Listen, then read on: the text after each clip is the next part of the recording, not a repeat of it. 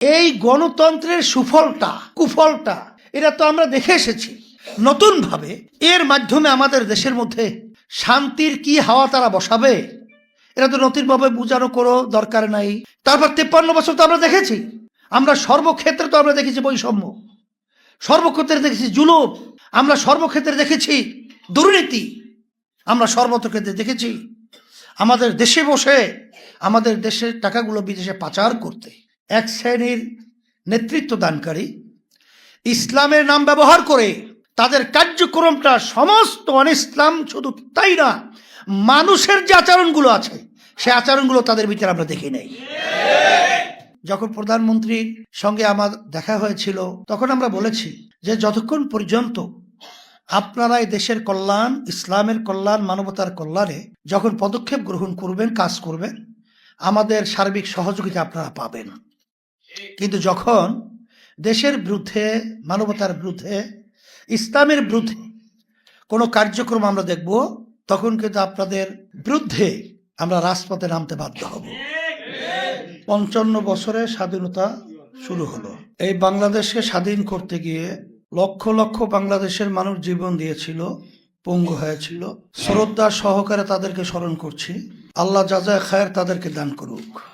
আর পাশেই আমরা যখন নাকি বাংলাদেশের 26শে মার্চ স্বাধীনতা দিবস আসে, তখন আমরা এই স্বাধীনতা দিবসে আলোচনার বিভিন্ন পর্বে আমরা অনেক সময় বলে থাকি এবং সমস্ত রাজনৈতিক দল সহ সবাই স্মরণ করায় দেওয়ার জন্য বলছিল বা বলে যে এই দেশ স্বাধীন করার মূল লক্ষ্য, উদ্দেশ্য, কারণ কি ছিল।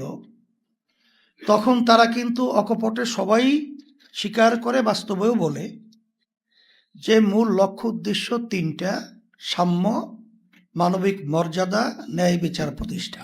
কিন্তু দুঃখ সহকারে বলতে হয়, স্বাধীনতার পরে যারা দেশ পরিচালনা করেছিল তাদের পরিচালনায় আসলে বাস্তবে আমাদের যে চাওয়া পাওয়া ছিল এর বাস্তবে একটাও আমরা আসলে দেখি নাই, দেখতে পাই নাই।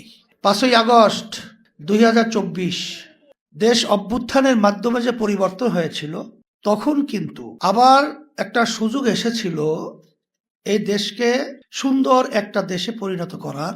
সেই লক্ষ্য উদ্দেশ্য নিয়ে ইসলামী আন্দোলন বাংলাদেশ আমরা কিন্তু আমাদের সাধ্য শক্তি অনুযায়ী আমরা আল্লাহর রহমতে চেষ্টা করেছিলাম।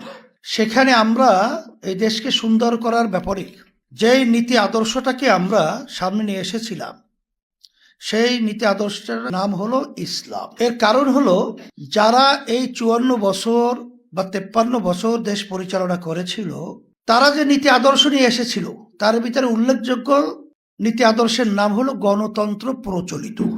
যেই গণতন্ত্রের প্রবক্তাদের মধ্যে মূলত আমেরিকা। কিন্তু সেই আমেরিকা আমরা কি দেখি, তারা আশরাফুল মাখলুকাত মানুষকে তাদের হীন স্বার্থ বাস্তবায়নের জন্য একটা পিঁপড়া যেরকম একটা মূল্যায়ন আমাদের কাছে আছে ইসলামের দৃষ্টিতে, তাদের কাছে একটা পিঁপড়ার মূল্যও কিন্তু আশরাফুল মাখলুকাত মানুষের নাই। সেটা আপনারা রন্ধ্রে রন্ধ্রে, ক্ষেত্রে ক্ষেত্রে, হারে হারে দেখেছি, উপলব্ধি করেছি।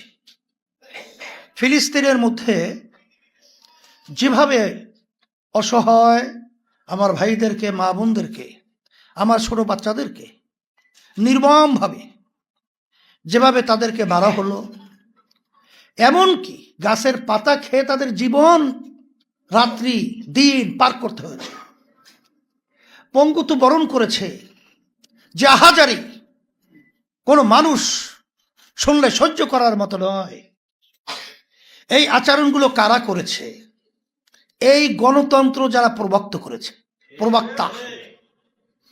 আজকে আমরা কি দেখি, সেই ইরানের মধ্যে সর্বোচ্চ নেতা আয়াতুল্লাহ খামেনি সহ বড় বড় যারা নাকি দেশ পরিচালনার দায়িত্বে আছে, তাম দুনিয়ার সমস্ত আন্তর্জাতিক আইনকে লঙ্ঘন করে নির্মমভাবে তাদেরকে মেরে ফেলেছে।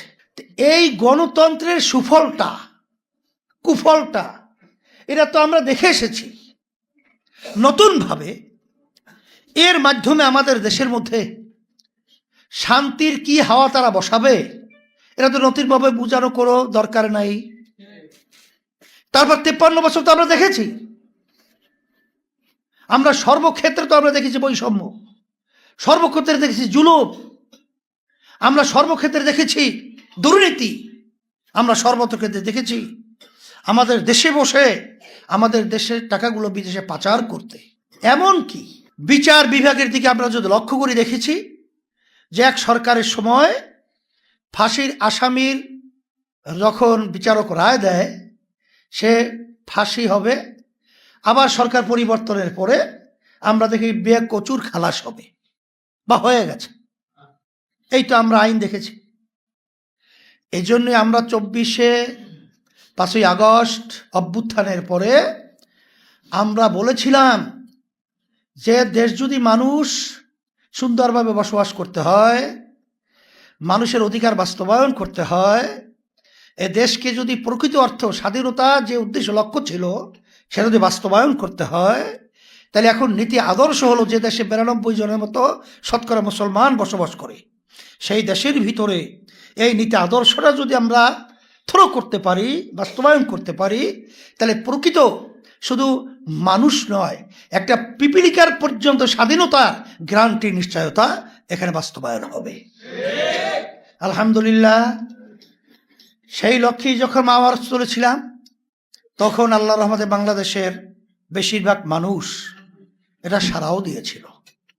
কিন্তু দুঃখ সহকারে বলতে হয় যে স্বার্থন্বেষী লোভী এক শ্রেণীর নেতৃত্ব দানকারী ইসলামের নাম ব্যবহার করে তাদের কার্যক্রমটা সমস্ত অনিসলাম, শুধু তাই না, মানুষের যে আচরণগুলো আছে সে আচরণগুলো তাদের ভিতরে আমরা দেখি নাই, মানবতা আমরা দেখি নাই।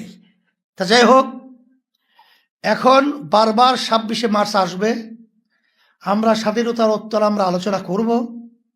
তা আমি সারা দেশের মানুষকে, তামাম দুনিয়ার মানুষকে, বিশেষ করে বাংলাদেশের সর্বশ্রেণী, সর্বপেশার, সর্বমহলের আমি সকলকে অনুরোধ করব, আসেন যে আমরা ইসলামকে একটু পরীক্ষা করে দেখি। আসলে আমাদেরকে ইসলামের নামে বা ইসলামকে এমনভাবে উপস্থাপন করা হয়, শুনলে অনেকের ভয় হয়। আসলে বাস্তবতা কি ইসলাম ভয়ের জন্য আসছিল? ইসলাম তো শব্দের অর্থ শান্তি। আসলে আমাদেরকে এটাকে ভুল ব্যাখ্যা এবং সত্যকে অসত্য, দিনকে রাত্র, রাত্রকে দিন বানিয়ে ইসলামকে এইভাবে উপস্থাপন করে আজকে ইসলামের বিরুদ্ধে বিভিন্ন ষড়যন্ত্র চলছে। এই জন্য আমি সকলকে আহ্বান জানাবো।